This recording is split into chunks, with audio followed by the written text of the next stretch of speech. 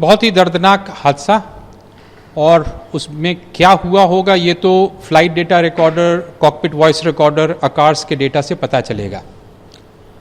लेकिन जो विजुअल्स आ रहे हैं उससे एक चीज़ साफ नज़र आता है कि एयरक्राफ्ट जो है वो फ्लाई कर रहा था और फ्लाई करते हुए ग्राउंड पे गया है। दैट मीन्स के एयर में कोई एक्सप्लोजन नहीं हुआ था। सबसे पहले तो ये। दूसरी चीज़ जो बहुत क्लियर है वो ये कि वेदर ऐसा हार्श वेदर नहीं था जो कि कंट्रीब्यूटरी फैक्टर हो सकता है। तीसरी चीज़ कि इस पूरे विजुअल्स से लगता है कि एयरक्राफ्ट को लॉस ऑफ पावर है।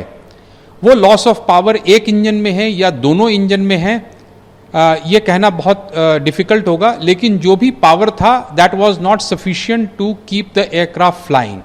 उसको तो ये जो लॉस ऑफ पावर है, अगर हम इसको दो भाग में डिवाइड करें तो एक तो है टेक्निकल के इंजन के मैल फंक्शन। बहुत रेयर है कि दोनों इंजन का लॉस ऑफ पावर साइमल्टेनियसली हो। दूसरा है जैसा कि वो हडसन रिवर वाले में हुआ था, loss of power on both engines हुआ था, but that was due to bird strike के वजह से हुआ था। दोनों इंजन लॉस हो गए थे। ये इंजन एयरबस 320 से बहुत बड़ा है और बर्ड हिट से भी दोनों इंजन का स्ट्रेट अवे एक साथ खत्म होना in 1 minute duration is very rare. So it's very difficult to say कि टेक्निकल फॉल्ट ऐसा क्या हो सकता है जो कि दोनों इंजन के पावर को लॉस करेगा। क्या इतने बड़े बर्ड एक्टिविटी वहां पर थे?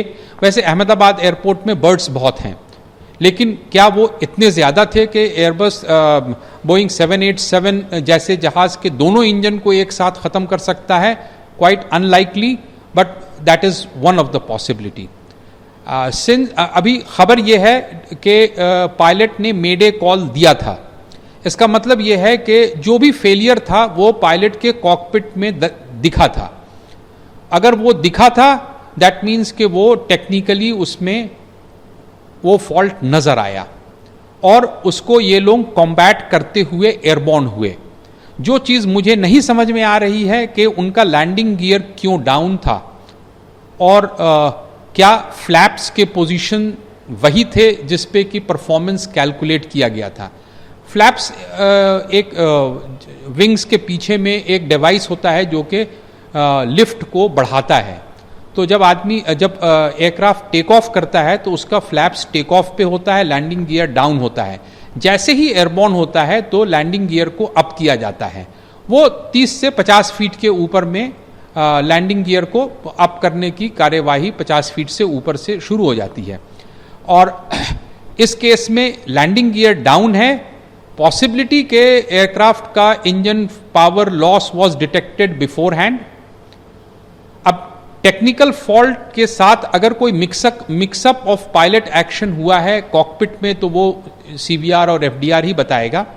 लेकिन विजिबली जो नजर आ रहा है, पायलट इन कमांड जो कंट्रोल पे थे वो एयरक्राफ्ट के नोज को पिच कर रहा है ऊपर की तरफ to control the flight from descending और continue climbing.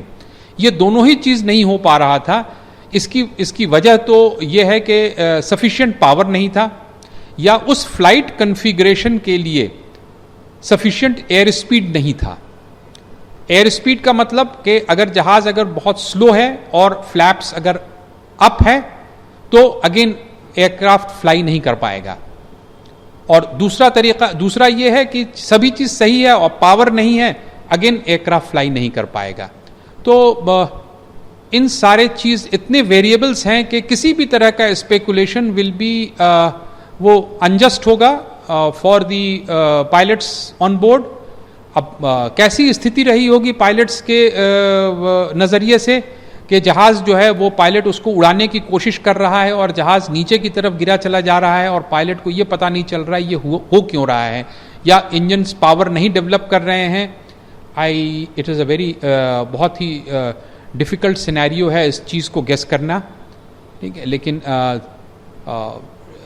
FDR will say बहुत बड़ा सवाल है कि लैंडिंग गियर ऊपर क्यों नहीं था, क्योंकि खबर यह है कि जहाज़ 600 फीट तक ऊपर गया था, तो 600 फीट तक उसके लैंडिंग गियर ऊपर होने चाहिए थे। और क्या फ्लैप्स अपनी जगह पे था, ये सब दीज आर जो चीज़ है वो इन्वेस्टिगेशन